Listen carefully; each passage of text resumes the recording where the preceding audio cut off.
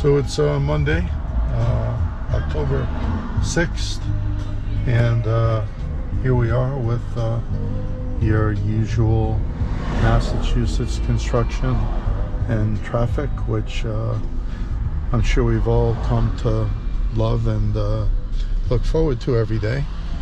I don't know what they're doing. They've been doing it for years, but still doesn't seem to be done.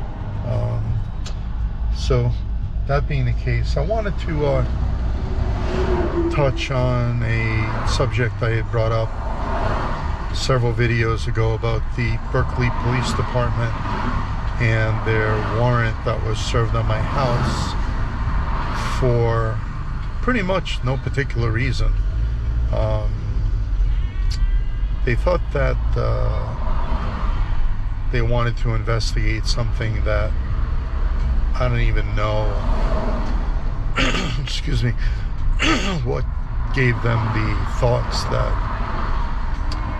any kind of criminal activity would be going on in the house that I live in. But I can assure you that under no circumstances would anything of that nature be done in my home. I just live with my wife and my 72-year-old mother-in-law. So if you're looking for a criminal organized syndicate, you're definitely looking in the wrong spot. So as you know, I used to be a police officer, and I really thought that's what I wanted to do with the rest of my life. Like I worked so hard to get to that point, and it was hard. Like back in the day in the 80s, like a lot of jobs in Providence when Buddy Cianci was mayor, there were rumors, and I suspect a lot of them were true, that it was like $5,000 to get on the list to go to the police academy in Providence at the time. And 5 G's back in the early 80s was quite a bit of money. As time went on, I did the agility tests, the written examinations, the background checks, all the elements of what potential candidates for police officer have to go through. And that's right around the time that they changed the standards of the physical fitness tests from all one for men and women to 2 different limits for men and women. For example, women were able to do their push-ups on their knees, and men had to do a traditional push-up.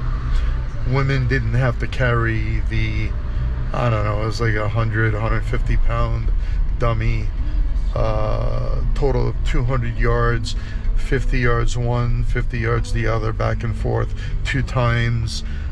Then there was the bar hang. Now for guys that are fairly big, I'm like 5'10", 2 1/4.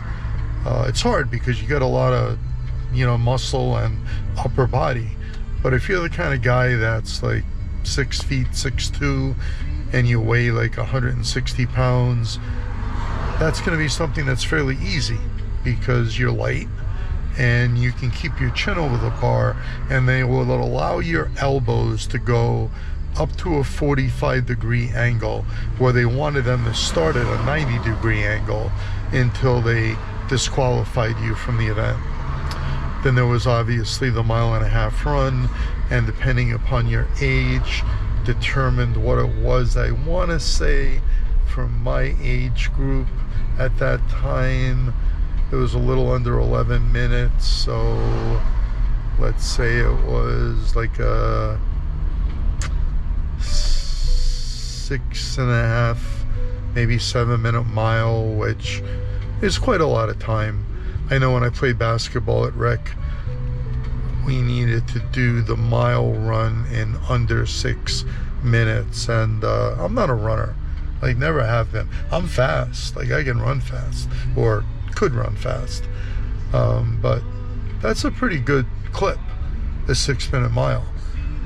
Obviously when the 4-minute mile was beaten, and they said that it couldn't be done physiologically, that was a big deal. But getting back to the police in general, we had a lot of classes on ethics, on criminal law, criminal procedure, how to exercise our authority as police officers, and using discretion in whatever law that we were trying to uphold at the time.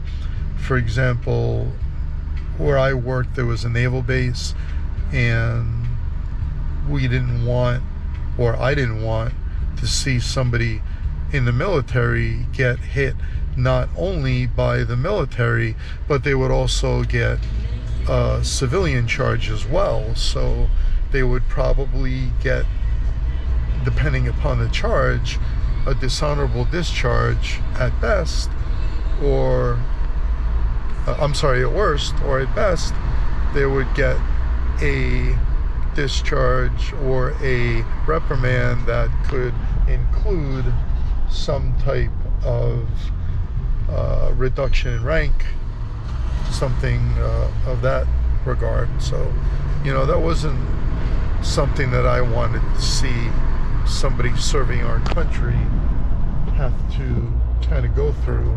So, especially in a DUI, yeah, that's a serious offense, I believe. But I would have them park their car on the side of the road, take their keys, leave them at the station, tell them to walk wherever they had to walk, and after that, they could pick them up in the morning when they were sober, and they would obviously not have any civilian or military charges, because no harm, no foul. If nobody knew, then that was it, the end. But unfortunately, I think that things changed, and police started to not recognize the fact that police would try to enforce the law in ways that really weren't necessary. They would like to flex their muscle and arrest people for the most idiotic reasons. Like, for example, there is a charge that is obstructing a police officer, or obstruction. That's a catch-all. If you in any way, in the police officer's mind, are impeding a police officer during the normal exercise of his duties, he can arrest you. Now, let's make an example. Let's say you're married and you're following your significant other home, and they get pulled over. And so you pull your car over way out in front and just sit there with your emergency blinkers on. They're going to have a hard time with that, because they don't want you there, and they're going to tell you to leave. And even though you have every legal right to be there, they say that if you don't leave, you're going to be arrested, and they're going to charge you with either disorderly, which probably wouldn't stick, or obstruction, which they can make a halfway, cogent argument for. And I ask you, is that necessary? Really? You've got your partner being pulled over. You want to know what's going on. You want to know that they're safe. You want to know that if something does happen, that you can help them. But, the police don't want you to be there. You've got guys that'll pull you over because you've got tinted windows, you've got a taillight that's out, anything and everything. And yes, the police are out there to protect and to serve. But again, are we, really looking at people that are committing crimes, or are we looking at keeping revenue for police departments and the generation of that revenue through arrests and then going to court?